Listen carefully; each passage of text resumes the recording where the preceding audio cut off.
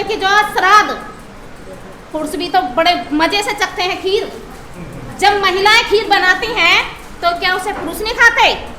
अगर पुरुष घर में ये कहें कि मैं इस खीर को नहीं खाऊंगा क्योंकि ये मेरे दादा परदादाओं का खून है।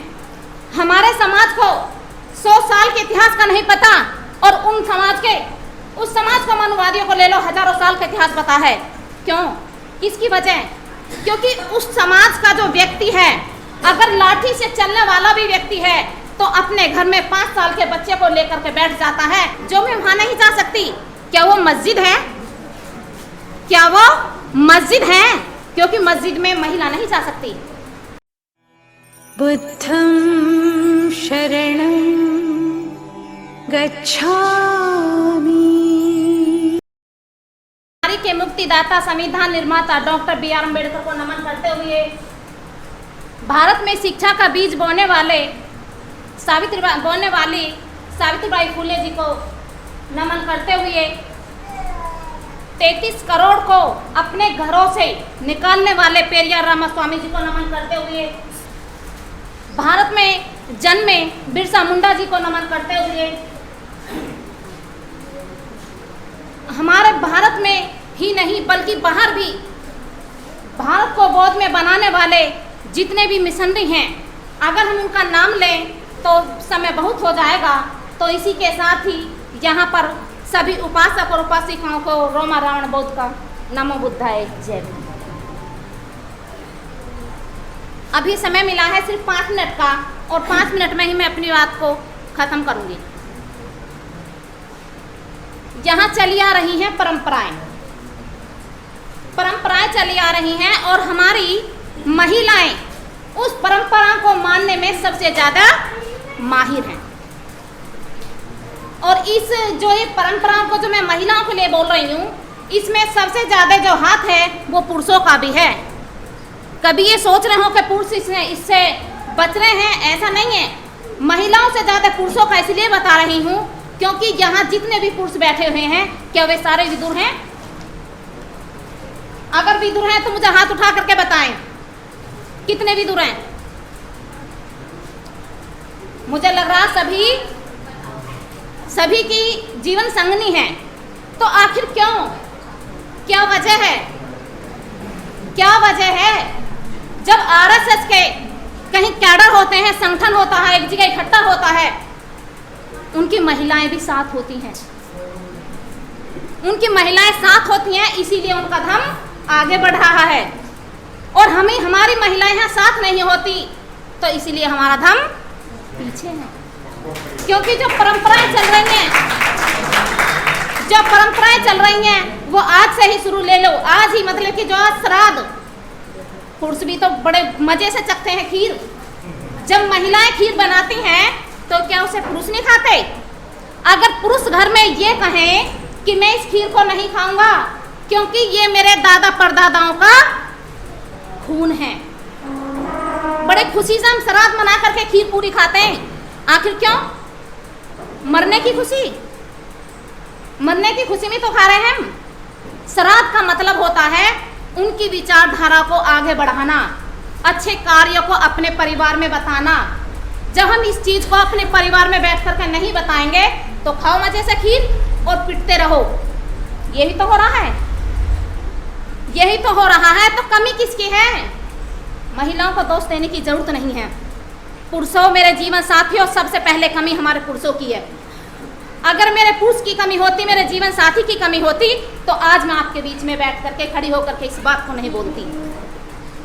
क्योंकि जिस समय बाबा साहब ने हमें बहुत अच्छा धर्म दिया था, बहुत अच्छा मार्ग दिया था, तो हमारे उस समय पुरुष सो रहे थे कि आखिर बाबा साहब ने क्या दिया, हमें कुछ भी नहीं पता। हमारे समाज को 100 साल के इतिहास का नहीं पता और उस समाज को मनुवादियों को ले लो, हजारों साल का इतिहास पता है। क्यों? किसकी वजह? क्योंकि उस समाज का जो व्यक्ति है, अगर लाठी से चलने वाला भी व्यक्ति है तो अपने घर में 5 साल के बच्चे को लेकर के बैठ जाता है और बताता है कि ये जो व्यक्ति है ना, ये जो व्यक्ति है, किसको? बाबा साहब को। ये जो व्यक्ति है ये हमारे लिए बहुत बड़ा खतरनाक व्यक्ति है, बहुत बड़ा धोखेबाज बताता है हमारे बाबा साहब को। धोखेबाज इसलिए बताता है क्योंकि इसने नाली के कीड़े को निकाल कर, नाली से कीड़ा निकाल कर हमारे सिर पर बैठा दिया, इसलिए बाबा साहब को खतरनाक व्यक्ति बताता है। तो इसलिए मैं कहती हूँ कि पुरुषों महिलाओं से ज्यादा पुरुष हमारे लिए खुद के लिए खतरनाक साबित हो रहे हैं। क्यों नहीं लेकर के चलते भाई? क्या कमी है आखिर हमारी महिलाओं में? कमी है, हमारी महिलाओं में कमी है, क्योंकि उनकी खुद की कमी है। वो क्यों नहीं जवाब देती अपने जीवन साथी से, अपने पति से क्यों नहीं जो अपने विचार रखती कि जहां आप जा रहे हैं क्या वो आपके लिए ही सही है, मेरे लिए क्यों नहीं है, मेरे लिए क्यों नहीं है, जो मैं वहां नहीं जा सकती, क्या वो मस्जिद है, क्या वो मस्जिद है? क्योंकि मस्जिद में महिला नहीं जा सकती, क्योंकि हमारी महिला शक्ति को अपनी शक्ति का पता नहीं है, इसलिए वो अपने विचार नहीं रखती। अभी आ रहा है, आप ही की तो लंबी आयु होगी, आप ही के लिए तो व्रत रखेंगी, क्या आप उसमें उन महिलाओं को जवाब नहीं दे सकते कि मेरी जितनी आयु है उतनी ही रहेगी, आपके व्रत करने से मेरी आयु लंबी नहीं हो सकती। एक पुरुष के पीछे 3-3, 4-4 महिलाएं हाथ धो करके पड़ जाती हैं कि इसकी लंबी आयु हो, लेकिन लंबी आयु कैसे होगी? लंबी आयु जब होगी जौन से पैसे को हम अभी बताया था कि हमारी बड़ी कष्ट की कमाई है, बड़ी गाढ़ी कमाई है, इस गाढ़ी कमाई को हम श्राद्ध के रूप में, त्योहारों के रूप में हम इसे लुटा देते हैं। अगर उसी कमाई को, उसी पैसे को हम बाजार में जा कर के ड्राई फ्रूट्स खरीदें, अच्छे खाने की वस्तु खरीदें, तो क्या हमारे पति की लंबी आयु नहीं होगी? होगी या नहीं होगी? जरूर होगी। लेकिन जब मेरे घर में खाना नहीं है, पैसे की कमी से खाना नहीं बन पाता, सब्जी नहीं बन पाती, चटनी से खाते हैं, मिर्च से खाते हैं, तो हमारे पति की आयु लंबी नहीं होने वाली, कम होगी, क्योंकि उसको भर पेट भोजन नहीं मिल रहा है, इसलिए कम होगी।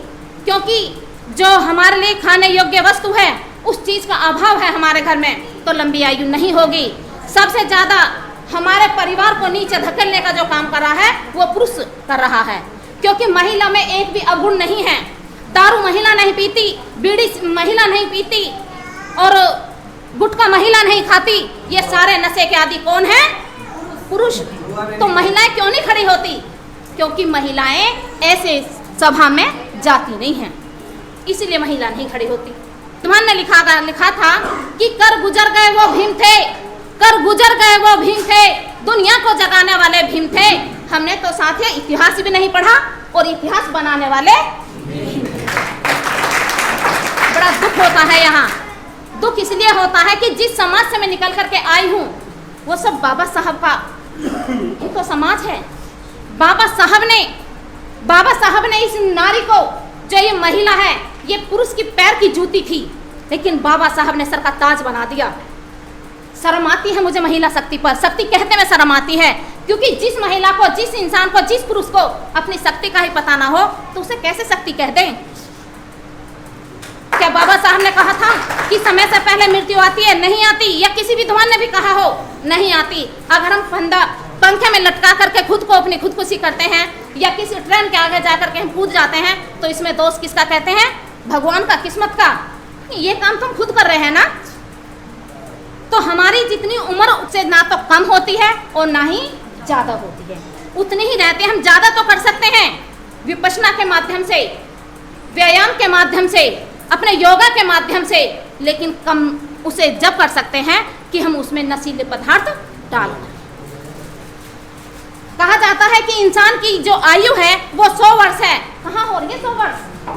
हो रही है आज। हमसे ज़्यादा जो हमारा समय चल रहा है, हमारे समय से ज़्यादा जो इन्हें युवा कहा जाता है अंकल को, ये बैठे हुए हैं। क्यों बैठे हुए हैं? क्योंकि अब से पहले इन्होंने बाबा साहब को पढ़ा, बाबा साहब की विचारधारा को पढ़ा, बाबा साहब के विचारों को सुना, तभी तो आज युवा साथी कहलाए हैं। तो कमी किसकी रही है इसमें? हमारी तो कमी है, बाबा साहब की तो कमी नहीं रही, बुद्ध की तो कमी नहीं रही। अरे बाहर के लोग तो कहते हैं कि मैं बुद्ध की धरती पर पैदा हुआ होता तो आज मैं भी बुद्ध की धरती का कहलाता। तो हमें क्यों नहीं गौरवान्वित होना चाहिए कि हम बुद्ध की धरती के पैदा व्यक्ति हैं। और अगर महिला, मैं मतलब कि जो मैं कुछ आपको कह भी रही हूँ तो दिल पर लेना इसे, क्योंकि जब दिल पर लोगे तभी तो अटैक आगा। अटैक तभी तो आगा जब दिल पे लोगे, तभी तो अपनी जीवन संगनी को लेकर के चलोगे। लेकिन कमी आपकी नहीं है। मैं दोष आपको बेशक दे रही हूँ, लेकिन कमी आपकी नहीं है, उस महिला की है जो कहती है अब शब्द बोल करके, अरे तू तो जहाँ जा रहा जा, तुझे तो अपने घर बार की चिंता ना, घर को तो मैं ही चला लूंगी।